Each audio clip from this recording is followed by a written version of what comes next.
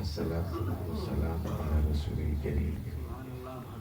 قال الله تبارك وتعالى في الكلام الجيد: الذين ينفقون في السراء والضراء والكاظمين الغيظ والعافين عن الناس والله يحب المحسنين. صدق الله العظيم.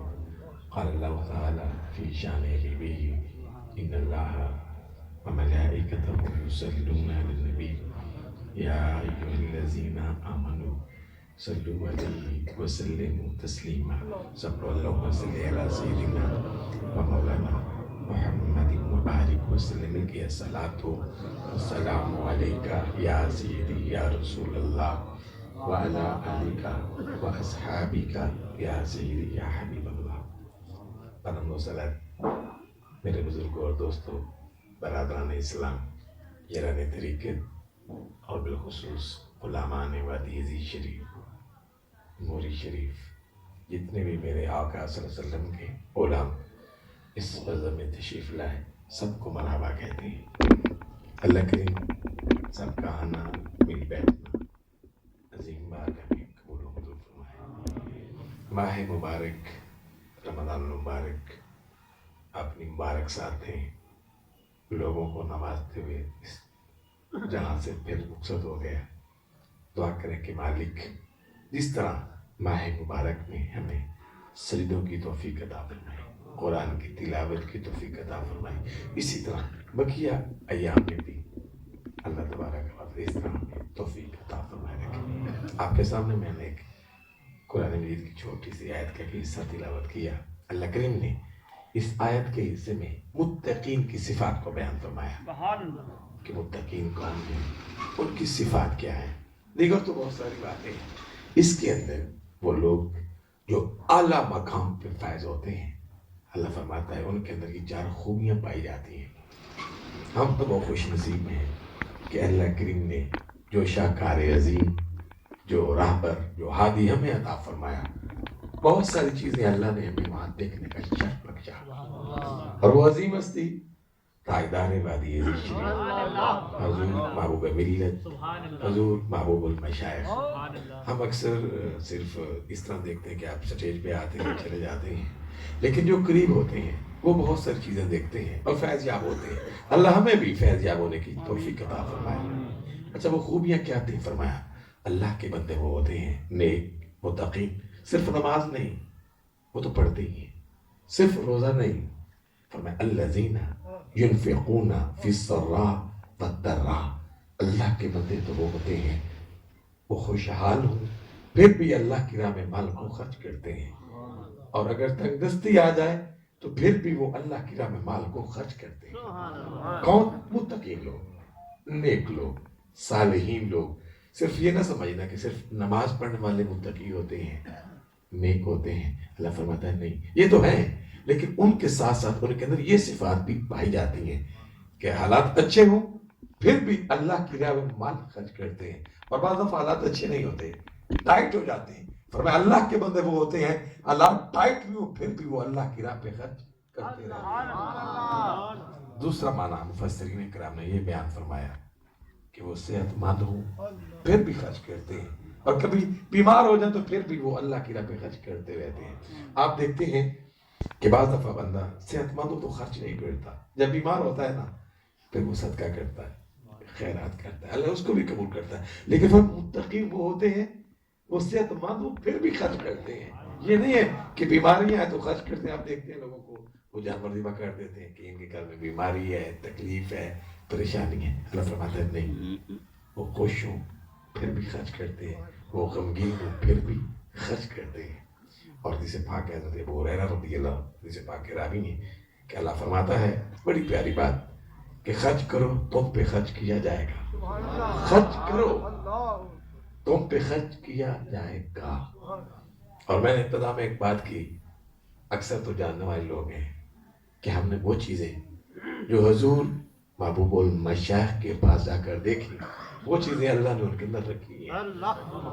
اللہ تعالیٰ جس طرح ہم اپنے بزرگوں سے پیار کرتے ہیں ہمیں ان کے نقش قدم پہ چلنے کی توفیق عطا فرمائے. تو خرچ کرو گے تو خرچ کیا جائے گا. معنی یہ ہے تم اللہ کی راہ پہ جب مال خرچ کرتے ہو تو اللہ اپنے کرم سے تمہیں اور نوازتا ہے, پھر اللہ محروم نہیں کرتا. پہلی بات کہ وہ اللہ کی راہ پہ مال کو خرچ کرتے ہیں, وہ صحت مند ہوں پھر بھی خرچ کرتے ہیں, وہ بیمار ہوں پھر بھی خرچ کرتے ہیں. دوسرا معنی یہ ہے کہ وہ خوش ہوں پھر بھی خرچ کرتے ہیں, اگر غمگین ہوں تو پھر بھی وہ اللہ کی راہ پہ مال خرچ کرتے رہتے ہیں. اور دوسری بات والکاظمین الغیظ, اللہ کے بندے وہ ہوتے ہیں جو غصے کو پی جاتے ہیں, غصے کو پی جاتے ہیں. آج بڑے افسوس کے ساتھ ہمارے ہاں صبر نہیں رہا, حوصلہ نہیں ہے, برداشت نہیں ہے. دعا مانگ کر اللہ تبارک و تعالی ہمیں بھی حوصلہ اور صبر عطا فرمائے. آپ اکثر علماء سنتے ہیں اور جب عام محفل میں ہو ہم بھی صبر کا پیغام دیتے ہیں, یار صبر کر کوئی بات نہیں, لیکن جب اپنی باری آتی ہے تو پھر ہم صبر نہیں کرتے. شاید میں نے یہ بات ایک دفعہ پہلے بھی عرض کی تھی.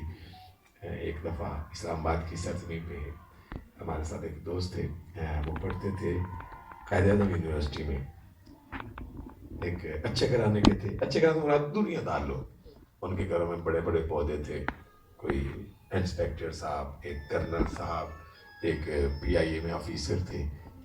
تو صبح جب ہم نکلنے کے جمعے کا دن تھا تو انہوں نے پوچھا اچھا اس کی جو ظاہری صورت تھی نا وہ کہ ہیرو کی تھی, بڑے بڑے بال, داڑھی نہیں ہے, لیکن میں توجہ چاہتا ہوں نوجوان دوست تشریف فرما ہے.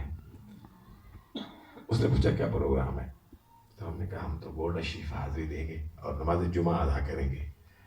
اس کے ذہن میں یہ تھا کہ شاید یہ میری دعوت پہ میرے ساتھ نہ آئے. شاید سوچا وہ اس کے انداز سے پتہ چلتا تھا. کہتا اگر آپ محسوس نہ کریں تو میں اپنی گاڑی میں تمہیں گوڑا شیو لے چلتا ہوں, میرا دل ہے کہ آپ کو میں لے جاؤں. میں نے کوئی بات نہیں, ہم نے جانا ہے, آپ بھی آئیں. تو ظاہر ہے بڑے لوگ تھے, بڑی گاڑی ان کے پاس تھی. جب ہم نکلے تو ایک محلے سے باہر تو وہاں ایک نالی تھی, وہاں 2 دوست کھڑے تھے سفید کپڑے, شاید وہ کلمہ پڑھنے جا رہے ہوں گے. جو ہی انہوں نے گاڑی گھمائی تو اس کے چھینٹے جو ہے نالی کے وہ اس کے اوپر پڑ گئے. جو سامنے دوست کھڑے تھے ظاہری طور پہ تو وہ صوفی نہیں تھا, لیکن دلی پہ طور پہ وہ صوفی ضرور تھا. اس نے گاڑی روک دی اور ہاتھ باندھے ان دوستوں کے سامنے جو کھڑے تھے. اچھا وہ دیکھ کر ہنس پڑے کہ اتنی بڑی گاڑی کروزر تھی ان کے پاس, اور ایک شخصیت خوبصورت, اچھا چہرہ, لیکن جو اس کا انداز تھا وہ بڑا پیارا تھا. ہاتھ باندھ کر کہتا ہے غلطی ہو گئی. کیا بات تھی اس کی, نوجوان کی. اچھا وہ ہنس پڑے دیکھ کر, ظاہر ہے وہ تو اور بھی خوش ہوئے کہ اس گاڑی والے نے کتنا اچھا کام کیا ہے. جب مسکرائے تو میں نے اس کی طرف دیکھا تو انہوں نے کہا سر آپ جائیں. سر آپ کوئی اور بات نہیں کی. جب وہاں سے نکلے تو میں نے ان کے ہاتھ پہ ہاتھ رکھا, میں نے کہا یہی صوفیزم ہے, دل کو جیت لے. میرا ہو سکتا ہے کہ مجھ جیسا ڈرائیور بھی یہ کام نہ کر دو جو آپ نے کیا. مذاق ہے سرکار, معاشر میں کہہ دیں وہ دیکھو ہمارا غلام آ رہا ہے. تو جہاں آپ نماز کا اہتمام کرتے ہیں, ذکر اذکار کا اہتمام کرتے ہیں, اللہ تعالیٰ کی راہ میں خرچ کرتے ہیں, آپ نے اندر ایک یوں خوبی بھی پیدا کریں والکاظمین الغیظ. غصہ تو آتا ہے, پھر غصے کو اللہ کے بندے پی جاتے ہیں. ایک بڑی پیاری بات آپ علماء سنتے رہتے ہیں کہ آپ صلی اللہ علیہ وسلم ایک مرتبہ تشریف لے کر جا رہے تھے. ضرورت ہے آج ہمارے یہاں بعض دفعہ ہم مساجد میں بھی, مجھے لوگ بتاتے ہیں, ہمارے سامنے تو خیر ایسا کبھی ہوا نہیں, کہ بعض نمازی ایسے ہوتے ہیں کہ انہیں پنکھا کیوں آن کیا ہے, کچھ کہتے ہیں پنکھا بند کیوں کیا, لائٹ کیوں جلائی, یہ چٹائی وہاں کیوں رکھی. حالانکہ نیک لوگ ہوتے ہیں, نمازی ہوتے ہیں, حوصلہ نہیں ہوتا, اور شاید اس لیے کہ انہیں علم نہیں ہوتا. علم ہو تو وہ بھی یہ نہ کریں.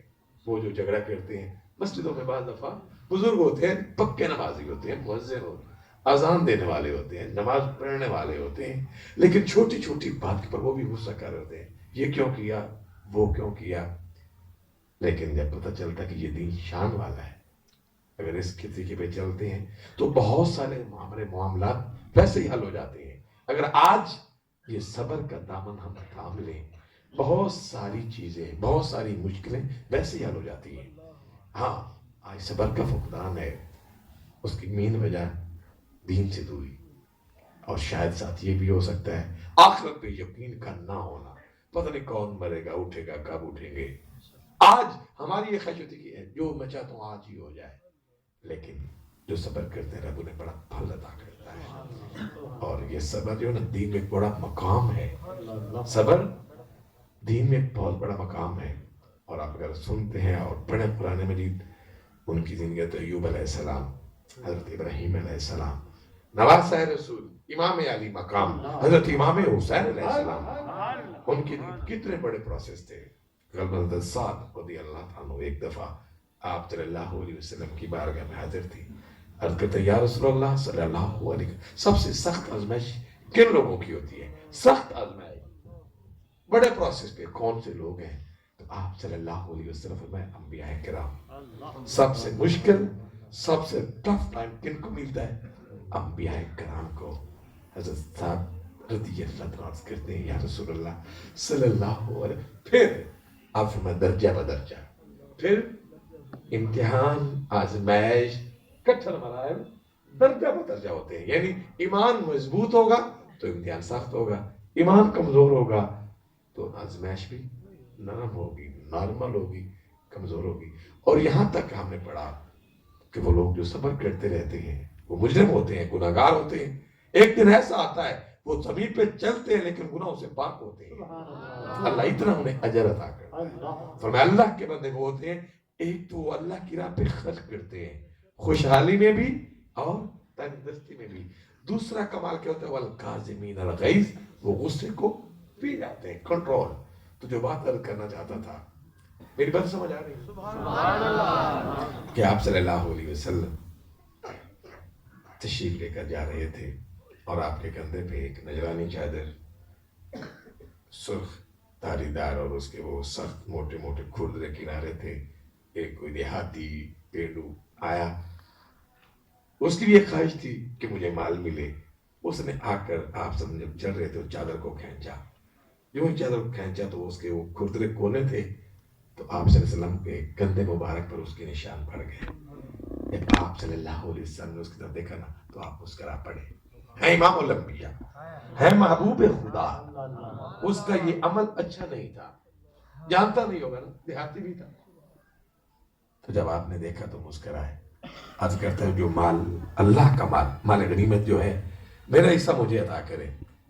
تو آپ نے کوئی بات نہیں فرمایا، میں چیز کو دے دیں، اس کو مال دے دیں. اور ایک اور محدث نے ایک بات یہاں لکھی جو میں نے پڑھی کہ آپ صلی اللہ علیہ وسلم جب اس دیہاتی کی طرف دیکھا تو آپ نے ارشاد فرمایا میں تو اسے بدلہ لوں. یہ جو چادر کھینچی ہے تکلیف نشان ہوا ہے، میں تو اسے بدلہ لوں. آج خانپور کی سرزمین پہ آنے والے میرے آقا صلی اللہ علیہ وسلم کے غلاموں، بڑی قابل توجہ بات، جب آپ صلی اللہ علیہ وسلم نے اس سے ارشاد فرمایا کہ تو اسے بدلہ لو تو وہ دیہاتی کہتا ہے نہیں آپ بدلہ نہ لیں، آپ بدلہ نہ لیں. آپ صلی اللہ علیہ وسلم میں بدلہ کیوں نہ لوں؟ آج پھر دیہاتی نے جو بات کی، عرض کرتا ہے آپ بدلہ لیتے نہیں. کیا بات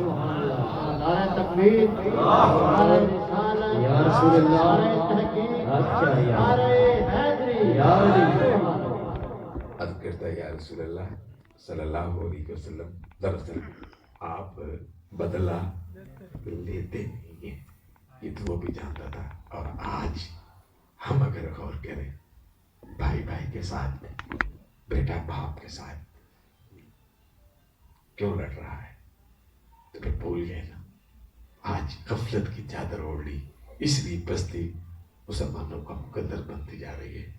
دعا کریں اللہ تبارک و تعالیٰ یہ جو شان والا دین ہمیں عطا کیا سمجھنے کی توفیق عطا فرمائے اور اس پر عمل پیرا ہونے کی توفیق عطا فرمائے. یہ زندگی بڑی مختصر ہے. بذاتہ بہتر کار معیشن میں کہہ دے وہ دیکھو ہمارا غلام آ رہا ہے.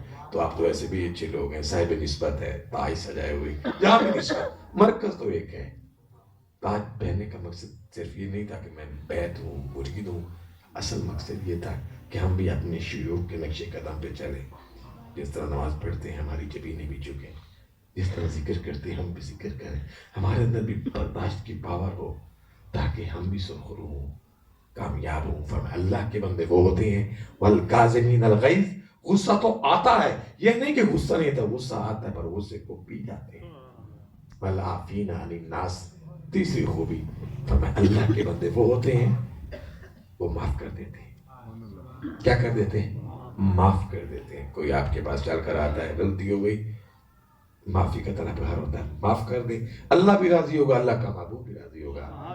بعض دفعہ باپ بھی راضی نہیں ہوتے، ایسے بھی ہیں، اور بعض دفعہ ہم کوشش بھی نہیں کرتے، لیکن اگر ہم یہ چاہتے ہیں تو فرمایا متقین کی صفات میں سے ایک صفت یہ ہوتی ہے کہ وہ لوگوں کو معاف کرتے ہیں۔ غالباً ہوتے ہیں انس رضی اللہ عنہ سے پاک کے راوی ہیں کہ آپ صلی اللہ علیہ وسلم نے ارشاد فرمایا قیامت کے دن اعلان ہوگا، منادی ندا دے گا کہ وہ لوگ جن کا اجر اللہ کریم کے ذمہ کرم پہ ہے وہ اٹھے اور جنت میں چلے جائیں۔ دوبارہ اعلان ہوگا، وہ لوگ جن کا اجر اللہ کریم کے ذمہ کرم پر ہے وہ اٹھے اور جنت میں چلے جائیں۔ پوچھا جائے گا وہ کون لوگ ہیں جن کا اجر اللہ کریم کے ذمہ کرم پر ہے؟ تو بتایا جائے گا وہ لوگ جو معاف کر دیتے تھے، جو لوگ معاف کر دیتے تھے وہ لوگ۔ پھر تیسری بار اعلان ہوگا کہ وہ کون لوگ ہیں جن کا اجر اللہ کریم کے ذمہ کرم پہ اٹھے اور جنت میں چلے جائیں۔ تو آپ صلی اللہ علیہ وسلم نے ارشاد فرمایا ہزاروں لوگ اٹھے کے بغیر حساب کے جنت میں۔ تیسری خوبی یہ ہے والعافین عن الناس، صرف نماز پہ نہیں رکنا، صرف روزے پہ نہیں رکنا، ذکر پہ نہیں رکنا، اندر یہ بھی خوبی کرے اللہ نے مال دیا تو اللہ کے راہ پہ خرچ کرے۔ کوئی یتیم ہے، کوئی مسکین ہے، کتنے لوگ ہوتے ہیں علاقے میں پتہ ہوتا ہے، جانتے بھی ہوتے ہیں، ہم پوچھتے نہیں ہیں، ہماری یہ خواہش ہوتی ہے کہ بس سارا مال میرے کھاتے میں ہو، اللہ آپ کو اور دے، لیکن جو اللہ نے دیا ہے تو اللہ کے راہ پہ خرچ بھی کرے تاکہ اللہ تمہیں اور عطا کرے۔ اور قرآن اٹھا کے دیکھیں، ہم کمزور ہو گئے نا، ایمان کمزور ہو گئے۔ رب فرماتا جو راہ پہ خرچ کرتا ہے میری راہ پہ، رب اس کا مال کم نہیں ہوتا، رب اور برکت دیتا ہے، اس کے رزق بڑھتا ہے، کم نہیں ہوتا۔ میں نے سارا سی ایک ہی مثال دیا ہے، میرے حضور محبوب ملت کے آستان پر ہیں، لوگ بڑھا دیتے پھر آپ خرچ بھی ویسے ہی کرتے ہیں۔ کتنی خوبصورت زندگی وہ گزار رہے ہیں، اللہ تعالیٰ انہیں عمر خضر عطا کرے، وہ آستان سدا سلامت رہے، اور آپ بھی عظیم لوگوں کے ساتھ جو یہ نسبت قائم کی ہوئی ہے اس کو سمجھنے کی کوشش کریں۔ یہ نہیں ہے تاج پہنے ہوئے ہو، جبینے نہ جھکے، پھر صوفی کیسا، پھر تم بیعت کیسے، تم مرید کیسے؟ رات میں نے عرض کیا تھا وہاں کہ روڈ پکا کی سرزمین پہ بعض لوگ رمضان کے نمازی ہوتے ہیں کہ رمضان آتا ہے تو نماز پڑھتے، بڑی بات ہے، اللہ تعالیٰ توفیق عطا فرمائے، لیکن جو ہی رمضان مبارک گزر جاتا ہے پھر وہ مسجدوں کا رخ نہیں کرتے۔ اور بعض تو ایسے ہوتے ہیں جو صرف جمعہ پڑھنے کے لیے آتے ہیں، اور بعض لوگ ایسے ہوتے ہیں جو صرف عید پڑھتے ہیں۔ ایسے بھی لوگ مجھے دوستوں نے بتایا کہ اس دنیا میں موجود ہیں جو صرف عید کی نماز ادا کرتے، شاید انہیں علم نہیں ہے، علم ہو جائے تو وہ بھی نہیں چھوڑیں گے۔ اس لیے کوشش کریں جس طرح رمضان مبارک میں ہماری جبینیں جھکتی رہی، وہ آپ بھی جھکے، صرف ایک ہی مقصد ہے کہ رب راضی ہو، اس کو راضی کرنے کے لیے۔ اور سب سے بڑی بات جس سے پیار کا دعویٰ کیا ہے، آپ صلی اللہ علیہ وسلم فرماتے ہیں میری آنکھوں کی ٹھنڈک۔ پھر وہ غلام کیسا غلام ہے جو سجدے چھوڑ دے؟ یہ زندگی تو مختصر ہے۔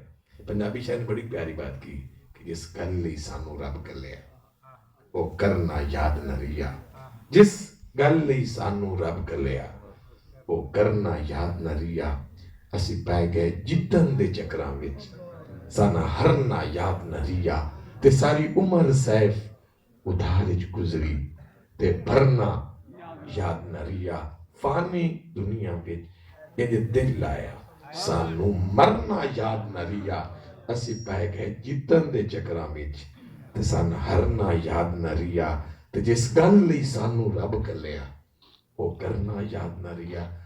اللہ کے بندے وہ ہوتے ہیں جنہیں رب مال دیتا ہے پھر وہ اللہ کی راہ پہ خرچ کرتے ہیں، خوشحال ہوں پھر بھی خرچ کرتے ہیں، کبھی حالات ٹائٹ ہو جائیں، ریٹ کم ہو جائے، فصل اچھی نہ ہو تو پھر بھی اللہ کی راہ پہ خرچ کرتے ہیں۔ اور دوسری چیز والکاظمین الغیظ، وہ غصے کو پی جاتے ہیں۔ اور بڑی مشہور بات کہ آپ صلی اللہ علیہ وسلم، آپ نے پوچھا غلاموں سے پہلوان کون ہوتا ہے؟ پہلوان مجاہد وہ کون ہوتا ہے؟ آج کی یا رسول اللہ صلی اللہ علیہ وسلم جو سامنے والے کو پچھاڑ دیتا ہے، اور وہ بھی پہلوان تو ہوتا ہے، لیکن اب اصل پہلوان وہ ہوتا ہے جو غصے کے وقت اپنے آپ کو قابو میں رکھے. اللہ کرے ہمیں بھی یہ کام کرنا آ جائے. یقین جانے اگر یہ کام کرنا آج بھی مسلمانوں کو آ جائے تو بہت سارے گھر آباد ہو جائیں گے. اور آپ نے دیکھا نہیں ہے بعض دفعہ تو کچھ ایسے بھی لوگ ہوتے ہیں, آپ تو خیر اچھے ہیں, ویسے سبق کے طور پہ عرض کر رہا ہوں, کوئی چھوٹی سی بات ہوتی ہے, چھوٹی سی بات کوئی بڑی بھی نہیں ہوتی, بعض دفعہ لوگ اسی چھوٹی سی بات کو اٹھا کر دوسرے دوست تک پہنچاتے ہیں بڑی بنا کر. آدھا سچ آدھا جھوٹ ہوتا ہے, اور وہ آدھا جھوٹ اور اس کے ساتھ جو آدھا سچ ہوتا ہے چغلی کے طور پہ جب استعمال کرتے ہیں لوگوں کے گھروں کو برباد کر دیتے ہیں. وہ لڑائی پر اتر آتے ہیں, بعض دفعہ وہ طلاقیں ہو جاتی ہیں, دیگر امور ایسے سرزد ہوتے ہیں. چھوٹی سی کوتاہی, تھے تو مسلمان, تھے تو نبی کے غلام, چاہیے تو یہ تھا کوئی ایسی بات کرتا کہ یہ لوگ قریب ہوتے. وہ جو شرارتی ذہن کے لوگ پائے جاتے ہیں وہ ایسی بات کرتے, ان کے ذہن میں نہیں ہوتا کہ شاید یہ ایک چھوٹی سی بات ہے. آپ نے دیکھا ہوگا بہت سے گھر برباد ہو گئے ایک چھوٹی سی بات کی وجہ سے. تو اس کو کیا فائدہ ہوا جس نے وہ شرارت کی تھی, جس نے وہ پیغام دیا تھا, اس کا مطلب وہ صحیح معنوں میں مسلمان نہیں, نبی کا غلام نہیں ہے. غلام تو وہ ہوتے ہیں جو گھروں کو آباد کرواتے ہیں, لوگوں کے گھروں کو برباد نہیں کرتے, جوڑتے ہیں وہ توڑتے نہیں ہیں. پھر صوفی تو ہوتے ہی وہی ہیں جن کا مقصد ایک ہی ہوتا ہے کہ مالک راضی ہو. ہماری تو زندگی اسی لیے وقف ہے, اور اس کو سمجھیں, اپنے مشن کو سمجھیں. فرمایا اللہ کے بندے وہ ہوتے ہیں والعافین عن الناس, وہ معاف کر دیتے ہیں. حضرت میمون رضی اللہ عنہ آپ تشریف فرما تھے, آپ کے پاس مہمان بھی آئے ہوئے تھے. بڑا عجیب سا واقعہ پیش آیا. غالباً خاتون خادمہ سالن لے کر آئی, وہ برتن وہ ڈونگا جو بھی تھا, قریب آئے, کچھ ایسا ہوا کہ وہ جو برتن تھا وہ گر گیا ہاتھ سے. ظاہر ہے مہمان بیٹھے ہوں, بڑا انسان ہو تو اسے تکلیف ہوتی ہے کہ میری تو انسلٹ ہوئی کہ وہ لنگر وہ کھانا لایا تھا وہ گرا دیا. جو وہ گرانا غصے سے دیکھا, شاید مارنا بھی چاہا, تو انہوں نے یہ آیت پڑھی کہ اللہ کے بندے وہ ہوتے ہیں والکاظمین الغیظ, وہ غصے کو پی جاتے ہیں. تھے تو وہ نوکر خادم لیکن وہ بھی قرآن جانتے تھے. جب یہ آیت پڑھی نا تو وہ غصہ چلا گیا اور میں ہم نے غصہ پی لیا. تو ساتھی کا والعافین عن الناس, وہ اللہ کے نیک بندے وہ ہوتے ہیں جو معاف بھی کر دیتے ہیں. اور فرمایا جاؤ ہم نے تمہیں معاف کیا, تو پھر وہ خاتون پڑھتی ہیں واللہ یحب المحسنین, جو احسان کرتے رب تو ان سے پیار کرتا ہے. تو ہم بھی کوشش کریں گے نماز کے ساتھ ساتھ کوشش کریں اپنے ماں باپ کی قدر کرنا, رسپیکٹ کرنا. یہ نہیں ہے کہ میں کہوں میں صوفی ہوں, میں پیر ہوں, میں قاری صاحب ہوں, میں عالم دین ہوں, میں ڈاکٹر ہوں, میں انجینئر ہوں. ماں باپ کی قدر کرتے تو خوش رب کریم ہوتا ہے. یہ تو آج ہمارے دوست بھولتے جا رہے ہیں. یہ ربیع الاول شریف جو قریب گزرا ہے, شاہ صاحب تشریف لائے, غالباً 22 ربیع الاول تھی, ہماری فلائٹ تھی کراچی سے ملتان, وہاں چوک کمہارا حسن آباد پروگرام تھا. ماشاءاللہ بڑا اجتماع تھا. وہاں ایک بابا جی کھڑے ہو گئے, ان کے آنکھوں میں آنسو تھے, وہ رو, نوجوان دوست میں آپ کی توجہ چاہتا ہوں, وہ رو رہے تھے پروگرام کے اختتام پہ. بابا جی کمزور سی صحت تھی. بابا جی سے پوچھا کیا بات ہے, کہتے جی میرے بیٹے کے لیے دعا کریں, اللہ انہیں ہدایت دے, بیٹے کے لیے دعا کریں. میں نے کہا خیر ہے بابا کیا ہوا؟ کہتا ہے میرے بیٹے نے 6 ماہ مجھے جیل میں رکھا ہے. اللہ اکبر. میں اس کی صحت دیکھ رہا تھا, اس کی عمر دیکھ رہا تھا. میں نے کہا 6 ماہ؟ کہتے ہاں میرے بیٹے نے اپنے خون نے 6 ماہ جیل میں رکھوایا, اور ضمانت ملنے بھی نہیں آیا. کسی اور دوست نے ضمانت کروائی. غلطی کیا تھی؟ کہتا ہے میرے پاس جائیداد تھی, جب جوان تھے, مالدار تھے, تجارت کرتے تھے, مکان بنایا, کوٹھی بنائی, دکان بنائی, بیٹوں کے نام رکھا, کچھ حصہ میں نے باقی رکھا اپنے نام پہ. مجھے کہتے ہیں آپ وہ جوان ہیں, تجارت کرتے ہیں, مجھے کہتے ہیں یہ جو بقیہ حصہ ہے نا یہ بھی ہمارے نام کروا دو. تو بابا نے کہا میں زندہ ہوں, جب چلا جاؤں گا تو دے دوں گا.